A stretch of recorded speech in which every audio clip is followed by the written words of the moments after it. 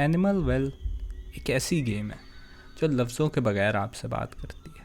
ना कोई डायलॉग, ना कोई कन्वर्सेशन, सिर्फ एक दुनिया जो अपनी खामोशी के साथ आपसे गुफ्तगू करती है।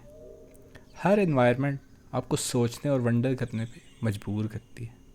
आहिस्ता आहिस्ता आपको फ़ील होने लगता है कि आप सिर्फ गेम नहीं खेल रहे, बल्कि आप इस गेम की खामोशी को सुन रहे हैं।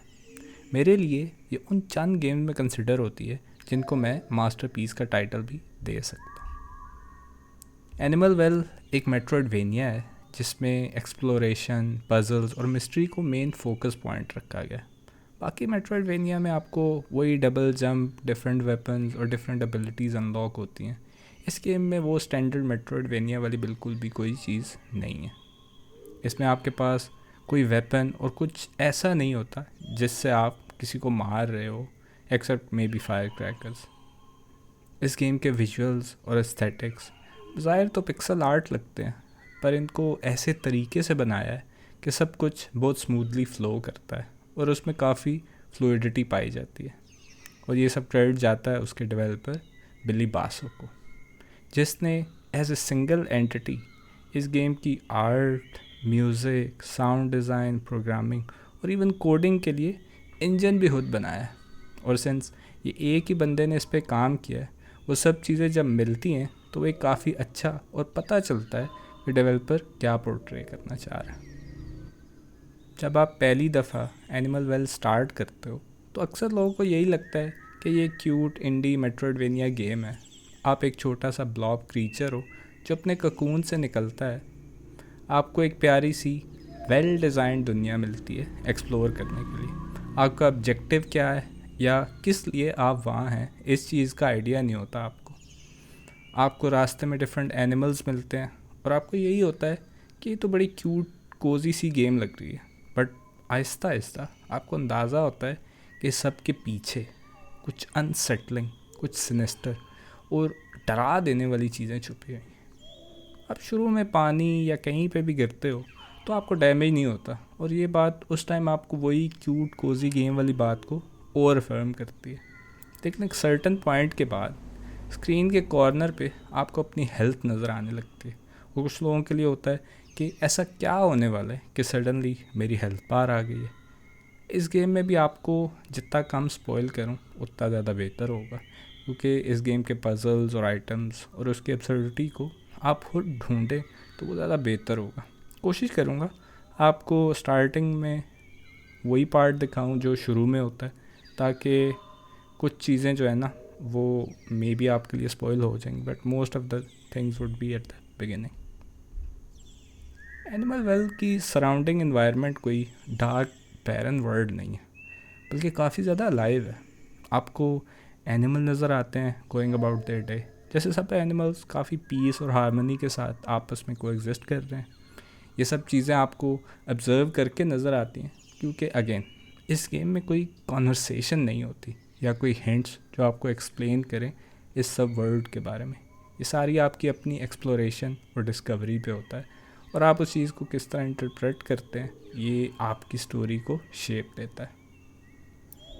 सबसे स्ट्रॉन्गेस्ट पॉइंट इस गेम का एक्सप्लोरेशन और पजल्स है, और वो इतने अच्छे तरीके से किए गए हैं कि आप ना चाहते हुए भी अपने आप को इमर्स कर लेते हो।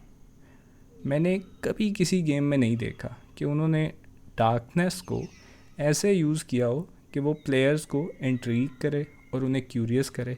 जैसे आप किसी कमरे में जाते हो और वो कम्प्लीटली डार्क होता है एक्सेप्ट किसी एक कोने में जहाँ पे आप खड़े होते हो, और आपको बिल्कुल कोई आइडिया नहीं होता कि रेस्ट ऑफ द रूम में क्या है। सिर्फ एक पिच ब्लैक एरिया होता है। आप थोड़ी देर ढूंढते हो रास्ता के कहीं और से आप आओ तो आपको रास्ता मिल जाए, लेकिन ये करते हुए आपको किसी और चीज़ ने और ज़्यादा क्यूरियस कर दिया होता है अनटिल आप वापस आओ और फिर इट क्लिक्स के ओ ये तो मैं वहीं पे आ गया हूँ जिस कमरे में पहले कुछ टाइम पहले एंटर हुआ था। अक्सर टाइम पे आप कंप्लीटली भूल जाते हो कि आप किस चीज़ की तरफ जा रहे थे, बिकॉज़ ऑलमोस्ट हर कमरे में आपको डिफरेंट चीज़ें मिलती हैं जो आपको उस चीज़ को एक्सप्लोर करने की तरफ इंटरेस्ट करती हैं, और आप कंप्लीटली भूल जाते हो कि आप किस मकसद से आए थे यहाँ पे। इस गेम का साउंड डिज़ाइन इसकी साइलेंस और उसकी छुपी हुई हॉरर और अब्सर्डिटी को बड़े अच्छे तरीके से कॉम्प्लीमेंट करता है। अक्सर आवाज़ें आपको काफ़ी नेचुरल फील होती हैं, जैसे पानी के टपकने की आवाज़ें या मे बी किसी परिंदे या जानवर की आवाज़, जो आपने पहले भी काफ़ी दफ़ा अपनी असली ज़िंदगी में भी सुनी होती है। पर उन्हीं सब आवाज़ों के बीच में कभी कभी ऐसी आवाज़ें मिक्स होती हैं जो आपको चौंका देती हैं और आप ऑलमोस्ट हर वक्त अलर्ट होते हो कि किसी भी कॉर्नर में कुछ भी हो सकता है। अगेन, ये सब गेम की ज़ीरो कॉन्वर्सेशन की वजह से और भी ज़्यादा इम्पैक्टफुल होती हैं, बिकॉज़ आपकी उस वर्ड की अंडरस्टैंडिंग क्या है वो उस चीज़ से काफ़ी अफेक्ट होती है। ऑलमोस्ट हर कमरे के अंदर आपको पजल्स मिलते हैं और इनका कोई भी एक जेनेरिक तरीका नहीं है सॉल्व करने। यूजुअली आपको मेक डू करना होता है उन चीज़ों से जो आपके पास मौजूद होती हैं। आई रिमेंबर मेरे पहले प्ले थ्रू में काफ़ी चीज़ें कम्प्लीटली डिफरेंट तरीके से की गई थी। सो नेक्स्ट टाइम जब मैं खेल रहा था तो कुछ टाइम से मुझे ये था कि ये चीज़ तो मैंने शायद देखी भी नहीं है, बिकॉज़ मैंने उस पूरी चीज़ को अप्रोच ही एक डिफरेंट अंदाज में किया था। कभी कभी आप किसी पजल में स्टक भी होते हो तो वो आप सोचते हो कि मे बी मुझसे ये अभी चीज़ फिगर आउट नहीं हो रही या शायद इसको अभी करना इम्पॉसिबल है, लेकिन आपका गिव अप करने का दिल नहीं करता कि शायद ये हो सकता है, मे बी मैं सही एंगल से सोच नहीं रहा इसके बारे में।